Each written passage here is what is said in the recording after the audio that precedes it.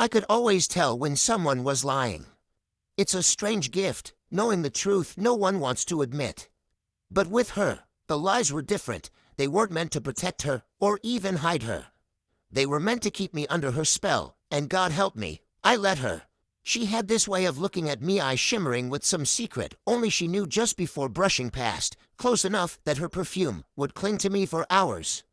I'd feel it on my skin like heat. That night, the house was loud with music and the hum of drunken conversation. She was inside, laughing with him, another him. Just one more in the constellation of admirers she kept in orbit, pulling them closer until they burned. Melinda, my wife, she thrived on attention. Not just mine, any man's. It was part of our understanding, though I never admitted to anyone how much it twisted inside me.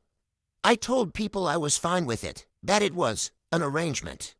That I didn't care, but I cared. God, I cared too much.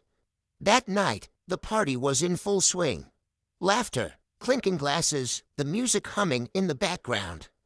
I was on the patio, nursing a drink, when I saw her again, not just with him, on him. Her hand on his chest, leaning in to whisper something I would never hear, but could imagine all too well. I told myself to look away. I told myself I'd seen it before. But my fingers tightened around the glass until it almost shattered. Then she caught my eyes and smiled. That smile wasn't for love, it was a dare. When he slipped out the back door to take a call, I followed him. Not immediately, just long enough for him not to notice. He was pacing by the side gate, his voice low but hurried. I caught words, her name, a promise, something about leaving soon. That's when I knew. Later, as the party began to thin, I found her in the kitchen, swirling the last of her wine. She didn't flinch when I asked where he'd gone. She just smiled, that soft, sharp smile. Why you miss him already, she teased. My answer was a smirk that didn't reach my eyes. She was playing a game. I was about to change the rules. The next morning, the news spread like smoke, fast and choking. He was gone. No one knew how. Drowned, they said. In the shallow end of the pool. My pool, people whispered. I listened, and she didn't even blink. Later, I found myself in the kitchen with him, her new friend. We talked about music, work, the weather. Normal things, but I washed his hands. They shook slightly when I mentioned the river, how deep it ran this time of year. And when I said, casually, it's amazing how quickly someone can disappear under the surface, he didn't know whether to laugh or leave. We didn't talk about it. We just went on as if nothing had happened. Dinner parties, walks in town, her little flirtations with strangers. And me, smiling at the right moments, the perfect picture of a devoted husband. But under it all, I could feel something shifting, like we were standing on a frozen lake, hearing the first cracks echo underfoot. Weeks later, there was another one, taller, louder, more obvious in his intentions. She didn't even bother hiding it from me this time. They danced in front of me at a friend's house, her hands on his shoulders, his mouth too close to her neck. I watched, quiet, patient, waiting for the right moment. That moment came in the rain. He offered to walk her home. I joined them halfway down the street, my sudden appearance making him stutter a greeting.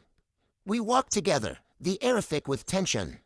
When we reached the bridge, I leaned over to admire the river, invited him to do the same. The current was fast that night, cold, relentless. One slip, and the river took him. I didn't even need to push hard. That's the thing about drowning. The first few moments are panic. After that, it's almost peaceful. I can't tell you the exact moment I decided to do something about it. Maybe it was when I saw her in the pool with him, laughing, water shimmering against her skin. Maybe it was when he called me buddy. Maybe it was when I realized she wanted me to react. So I did. One moment we were standing there, waist deep in the pool. The next, my hand was on his shoulder, pushing him under. His eyes widened, bubbles rushing to the surface, his hands clawing at mine. Then came the last one, the one who didn't scare easily. The one who looked at me like he already knew my secrets. She brought him around like a trophy, testing me, waiting for me to break, but I didn't. I smiled. I welcomed him in, and I watched. It happen at the cliffs. We'd gone there for the view, the three of us. She walked ahead, pretending to take photos. He and I lingered near the edge, the ocean roaring below. He said something, some thinly veiled threat about knowing things that could ruin me. I stepped closer, my voice low. Then you'd better be careful. The wind was strong enough to cover the sound when he slipped. We drove home in silence. She stared out the window the whole way. That night, she poured me a drink and set it in front of me.